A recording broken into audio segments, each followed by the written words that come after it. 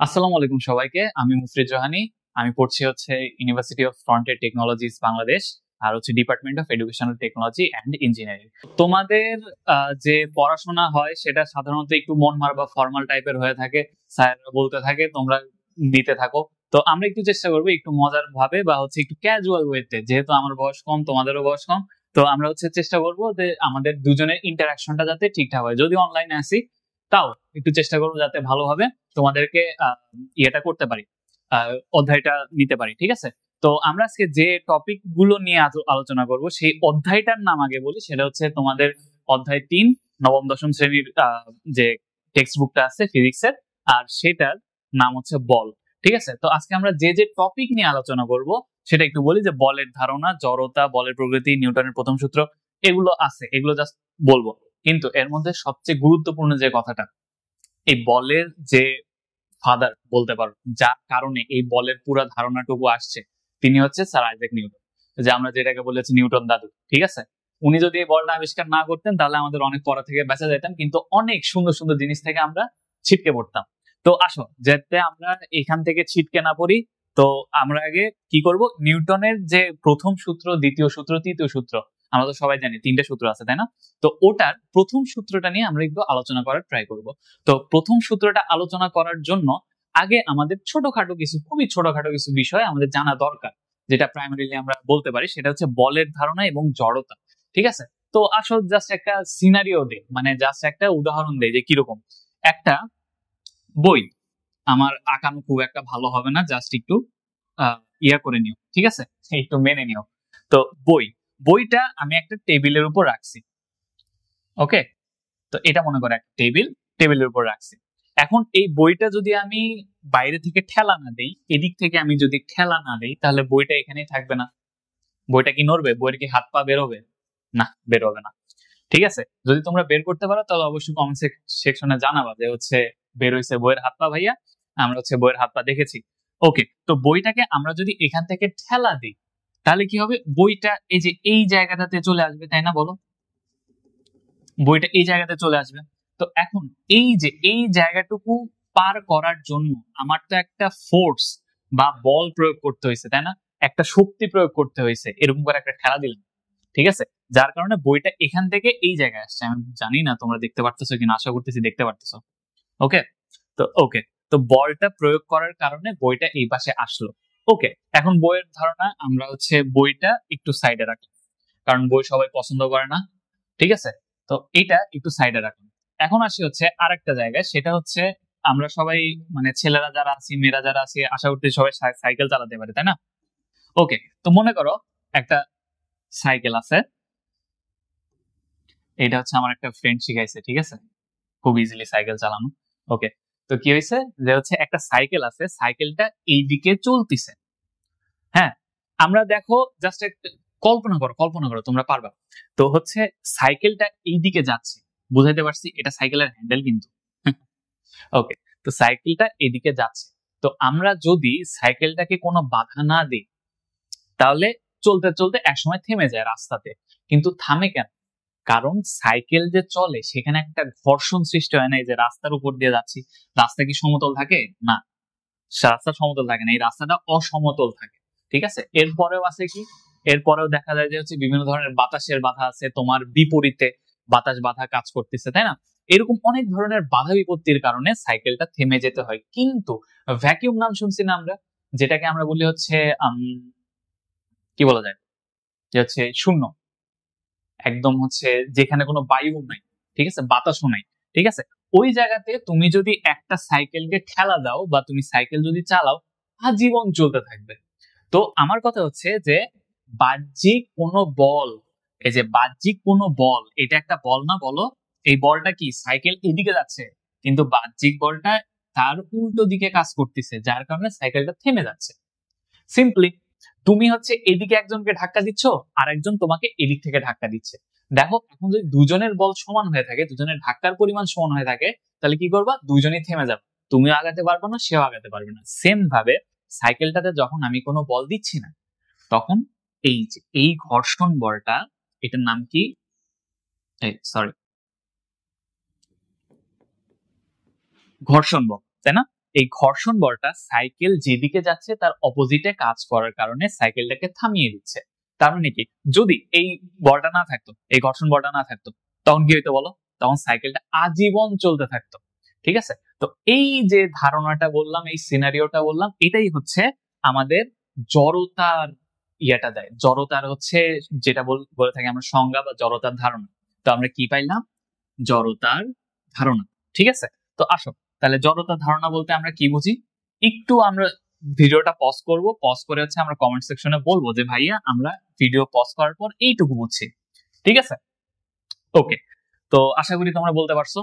তো আচ্ছা, জড়তার যদি আমি একটা সংজ্ঞা দিতে চাই তাহলে কি বলবো? যে কোনো একটা স্থির বস্তু সারা জীবন স্থির থাকবে। হ্যাঁ, আর কোন একটা গতিশীল বস্তু যদি কোনো বাহ্যিক বল না থাকে তাহলে সারা জীবন সমবেগে চলতে থাকে। আর এইটার যে প্রবণতা বা ধর্ম, এই ধর্মটাকে আমরা কি বলবো? জড়তা বলবো। ঠিক আছে, তো আমার সাথে তোমরা মিলাবা যে তোমরা কি লিখছো কমেন্টে। ঠিক আছে, ওকে। তো আসো, নেক্সট আমরা বলেছে জড়তা আমরা বুঝলাম। এখন হচ্ছে বল, যেটা জড়তাকে ভাঙবে সেটাই হচ্ছে বল। ওকে ওকে, ঠিক আছে। তাহলে কি হলো? এই যে সাইকেল, সরি, এই যে সাইকেল, ঠিক আছে, সাইকেল থাকলো। এখন সাইকেলটা আমি কি বলছি কিছুক্ষণ আগে? স্থির বস্তু চিরকাল স্থির থাকবে। এখন সাইকেলটা স্থির আছে, তুমি এদিক থেকে একটা কিছু দিলা, ধাক্কা দিলা, ধাক্কা দিলে সাইকেলটা এদিকে যাবে না বলো? একটা বাঁচাও তো পারবে। হ্যাঁ, তো কি হচ্ছে? সাইকেলটা এদিকে গেল। তো এখন সাইকেলটা যে গতিশীল হইলো তার জন্য তোমার একটা কন্ট্রিবিউশন আছে, তোমার একটা অবদান আছে, তোমার একটা অবদান আছে। ঠিক আছে, কত বড় হাত আছে? এত বড় হাত আছে সাইকেলটাকে ধাক্কা দেওয়ার জন্য। ঠিক আছে, হ্যাঁ। তো সাইকেলটাকে ধাক্কা দেওয়ার জন্য তোমার এত বড় একটা হাত আছে, এই হাতটা দিয়ে তুমি বল প্রয়োগ করছো। বুঝাইতে পারছি? আশা করি বুঝাইতে পারছি। আচ্ছা ঠিক আছে, সাইকেলটাকে তুমি যখন ধাক্কা দিছো তখন হচ্ছে এর চলা শুরু করছে, কিন্তু এর আগে কিন্তু হচ্ছে সাইকেলটা চলতেছিল না, কারণ এর মধ্যে কি কাজ করছিল বলো? জড়তা। তো তুমি ধাক্কা দেওয়ার পর, এটা হইতেছে তুমি যখন ধাক্কা দিছো, ধাক্কা দেওয়ার পর এই জড়তাটাকে ভেঙে দিছো। তোমার মধ্যে এত শক্তি চলে আসছে যে সাইকেলের জড়তাটাকে ভেঙে দিছো। সেম ভাবে কি হয়, যখন আমরা প্যাডেল ইউজ করি সাইকেলে, তখনও এই জড়তাটা ভেঙে যায়, যার কারণে তোমার হচ্ছে এই যে সাইকেলটা চলতে থাকে। তো আশা করি বুঝাইতে পারছি যে এখান থেকে তোমরা বলের ধারণাটা পাবা। কোনটা? যেটা জড়তা যেটা আছে এটাকে হচ্ছে নালিফাই করে বা এটাকে ভেঙে ফেলে, সেটাই হচ্ছে বল। খুব সিম্পল ভাষায় বলতেছি। ঠিক আছে, তো এখন আমি তো এটা সিম্পল ভাষায় বললাম, কিন্তু তোমাদের লিখতে হবে কিন্তু একটা ভালো ভাষায়, তাই না? স্যারেরা যেটা পছন্দ করে। তো আমি আবার বলবো যে এখানে তোমরা পজ করবা, পজ করার পর বলবা যে হচ্ছে ভাইয়া আমরা হচ্ছে বলতে পারছি। ঠিক আছে, ওকে। তো আমরা যদি এখন বলের সংজ্ঞাটা আমরা দিতে চাই তাহলে কি বলবো? কোন বস্তুর যদি হচ্ছে স্থির অবস্থা থেকে গতিশীল অবস্থায় করার জন্য যে জিনিসটা দায়ী, অথবা গতিশীল বস্তুর বেগ বা দিক পরিবর্তন করার জন্য যে জিনিসটা দায়ী, সেটাই হইতেছে বল। আশা করি বুঝাইতে পারছি। ওকে, আজকে আজকে কিন্তু আমরা হচ্ছে শুধুমাত্র কনসেপ্ট গুলা বা ধারণাগুলো নিয়ে কাজ করব।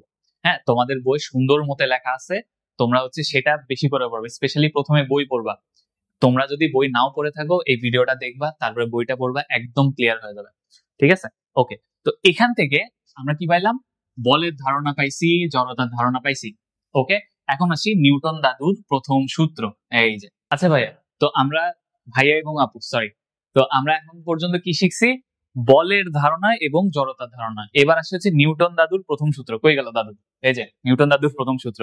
এতক্ষণ আমি কি বলছিলাম? জাস্ট একবার একটু রিক্যাপ করি যে একটা স্থির বস্তু যদি আমি বল প্রয়োগ না করি, ঠিক আছে, বল প্রয়োগ যদি আমি করি, সরি, যদি আমি বল প্রয়োগটা করি তাহলে কি হবে? স্থির বস্তুটা এই যে এইখানে চলে আসবে, তাই না? তার মানে স্থির অবস্থা থেকে চেঞ্জ হবে। আবার কোন একটা গতিশীল বস্তু আছে, তোমার হচ্ছে মনে করো একটা চাকা ঘুরতেছে, এইদিকে ঘুরতেছে আর যাচ্ছে কোথায়? এইদিকে। তো চাকাটাকে আমি যদি এদিকে ধাক্কা দিই তাহলে এদিকে যাবে, যদি হচ্ছে এই দিক দিয়ে ধাক্কা দিই তাহলে ওই দিকে যাবে, আর তোমাদের দিকে ধাক্কা দিলে কোথায় যাবে? তোমাদের দিকে যাবে, তাই তো? ওকে, তো এখন এখানে কয়টা বিষয় আসলো? কয়েকটা ছোট ছোট কয়েকটা বিষয় আসলো। ফার্স্ট অফ অল, স্থির অবস্থা থেকে গতিশীল করবে। ঠিক আছে, এখন গতিশীল যে অবস্থা থাকবে, দেখো গতিশীল যে অবস্থা থাকবে এটার দুইটা কাজ করবে, একটা হয় থামাবে, নাহলে গতির দিক পরিবর্তন করবে। ঠিক আছে, তাহলে কি হইলো, আমাদের স্থির বস্তু গতিশীল করবে, গতিশীল বস্তু হয় থামাবে অথবা দিক পরিবর্তন করবে। আচ্ছা, তো এতগুলা কথা বলার মেইন কারণটা হইলো যে তোমাকে মেইনলি বলটা আসলে কি কাজ করে সেটা বোঝানো। তো এই যেহেতু আমরা কি বললাম, নিউটন দাদুর প্রথম সূত্র জানার জন্য আমার বল আর হচ্ছে জড়তা সম্পর্কে ধারণা থাকা জরুরি। আমরা এত কিছু বলার পর আশা করতেছি যে বল আর জড়তা সম্পর্কে ধারণাটা পেয়ে গেছো। ওকে, তো এখন যদি বলটা থাকে তাহলে এরকম হবে। আচ্ছা, একটা কাজ করো, যদি বলটা না থাকে তাহলে কি হবে বলতো? স্থির বস্তু স্থির থাকবে, গতিশীল বস্তু গতিশীল থাকবে, তাই না? সমবেগে চলতে থাকবে। ওকে, ঠিক আছে, তো সমবেগে কেন চলবে? আচ্ছা, এটা আমরা একটু পরেই জানবো, তোমরা একটু ধৈর্য ধরো, নিউটন দাদুর প্রথম সূত্রটা একটু কভার করো, তারপরে আমরা জানবো এইখানে গতি দিলে কি হবে। ওকে, তো আচ্ছা ঠিক আছে, তো কি বললাম, যখন নিউটন দাদু এগুলো আবিষ্কার করছেন তখন উনি যেটা বলছেন সেটা হইল যে যদি বাহ্যিক বল প্রয়োগ না করা হয় তাহলে স্থির বস্তু চিরকাল স্থির থাকবে এবং গতিশীল বস্তু সরল পথে সমবেগে চলতে থাকবে। ঠিক আছে, এখন এখানে আসে হচ্ছে সিম্পল একটা কথা, দেখো এটার তো যুক্তি আছে, তাই না? তুমি যদি একটা বইকে সারা জীবন ফেলে রাখো, ঠিক আছে, ওটা তো হচ্ছে বল না প্রয়োগ করার মতো সরতেছে না, তাই না? আর হচ্ছে যেটা ভ্যাকুয়ামের কথা বললাম, তুমি যদি একটা এক্সপেরিমেন্ট যদি তুমি দেখো, ইউটিউবে পাবা, অবশ্যই পাবা। হ্যাঁ, তো এইটা এক্সপেরিমেন্টটা করা হয়েছে কি, যে কোনো বাধা নাই, মাঝখানে কোনো বাধা নাই, একটা সমান্তরাল বস্তু যদি চলতে থাকে সরল রেখায় তাহলে সেটা সারা জীবন চলতেই থাকে। তো এইটা হলো নিউটনের প্রথম সূত্র। আচ্ছা, তো এখন এতক্ষণ পর্যন্ত আমরা কি শিখলাম? শিখলাম যে হচ্ছে বলের ধারণা আর হচ্ছে জড়তার ধারণা এবং নিউটন দাদুর প্রথম সূত্র। তো এখন অনেক ভয়ঙ্কর একটা টপিক নিয়ে কথা বলতে যাচ্ছি, সেটা হচ্ছে বলের প্রকৃতি। এখন আমার কথা হচ্ছে, ভাই এটা কি? আরে বাবা, এটা কিছুই না, বলের প্রকারভেদ। ঠিক আছে, বলের প্রকৃতি বলতে, আচ্ছা প্রকৃতি কি, যে কোনো একটা কিরকম হয়, তাই না? সেটাই তো প্রকৃতি বলে। তো এখন আর এটাকে আমরা মানে প্রথাগত ভাষায় কি বলি, প্রকারভেদ বলি। তো আমরা এটার সাথে পরিচয় না, এটার সাথে পরিচয়। দেখো এবার আমরা শিখবো কি, বলের প্রকারভেদ। এবার আশা করতেছি ইজি লাগতেছে। তো মেইনলি বলের হচ্ছে দুইটা প্রকার আছে, ঠিক আছে? একদম প্রধান ইয়া হচ্ছে প্রকারভেদ দুইটা, একটা মৌলিক বল আর একটা কি বল বলো, যৌগিক বল। ওকে, ঠিক আছে, তো সবচেয়ে মজার কথা হচ্ছে যে তোমাদের বইয়ে শুধুমাত্র মৌলিক বল নিয়ে আলোচনা করা হয়েছে, ঠিক আছে? যৌগিক বল নিয়ে আলোচনা করা হয়নি। ইনশাল্লাহ নেক্সট ইয়াতে তোমরা যখন আরেকটু বড় হওয়া তখন হচ্ছে এটা নিয়ে সম্পর্কে জানতে পারবে। তো মৌলিক বলের বেশ কিছু জিনিস আছে আর হচ্ছে প্রকারভেদ গুলোরও কিছু হচ্ছে ডিটেইলস আলোচনা আছে। তো এগুলা আমরা একটু পরের ভিডিওতে আমরা জানতে পারবো, তোমরা অধৈর্য হও না, ইনশাল্লাহ আসতেছে দ্রুতই। ঠিক আছে, তো মৌলিক বলের সর্বপ্রথম একটা উদাহরণ হচ্ছে বা প্রকার হচ্ছে মহাকর্ষ বল। ঠিক আছে, আচ্ছা মৌলিক বলের কি হইতেছে, একটা প্রধান উদাহরণ হচ্ছে মহাকর্ষ বল। নেক্সট যেটা আছে সেটা তড়িৎ চুম্বকীয় বল। আমি আগেও বলছি অত অধৈর্য হলে হবে না, ভাইয়ারা সবাই মিলে সুন্দর করে এগুলোর উপর আলাদা করে একটা ভিডিও নিব। ওকে, ঠিক আছে, সে আরেকটা কি আছে, দুর্বল নিউক্লিয় বল। ঠিক আছে, আরেকটা হচ্ছে সবল নিউক্লিয় বল। তো এখন হচ্ছে আমরা অনেকেই জানি, অনেকের মধ্যে কিউরিওসিটি হয় যে হচ্ছে কি বলে যৌগিক বল কি, এই কি সেই কি। হ্যাঁ, তো ছোট্ট একটা জাস্ট তোমাদের একটা হিন্টস দিয়ে রাখি, সেটা হচ্ছে যে মৌলিক বল থেকে যেটা উৎপন্ন হয়, ঠিক আছে, বুঝতে পারছি, মৌলিক বল থেকে যেটা উৎপন্ন হয় অথবা একাধিক মৌলিক বলের সমন্বয়ে যেটা গঠিত হয় সেটা হচ্ছে যৌগিক বল। তো উদাহরণ হিসেবে আমরা বলতে পারি এই যে অভিকর্ষজ বল। ঠিক আছে, তো এটা নিয়ে মাথা ঘামানোর কোনো দরকার নাই, যেহেতু এটা নাই সো এটা পড়তে হবে না। ঠিক আছে, তো আর একটা জিনিস যেটা হচ্ছে খুবই দরকার, এটা না সে যেটা হচ্ছে খুবই দরকার সেটা হচ্ছে এই যে গ্রাফটা। ঠিক আছে, এইটা প্রচন্ড ইম্পর্টেন্ট একটা জিনিস। তো আমরা কি করব, ফিজিক্সের সব ধরনের গ্রাফ একটা ভিডিওর মাধ্যমে খুব সহজে তোমাদের কাছে উপস্থাপন করব। ঠিক আছে, ওই পর্যন্ত ধৈর্য ধরার জন্য অনুরোধ করা হলো। তো আজকে আশা করতেছি বুঝতে পারছো ভিডিওটা, আর আজকে এই পর্যন্তই। ধন্যবাদ সবাইকে।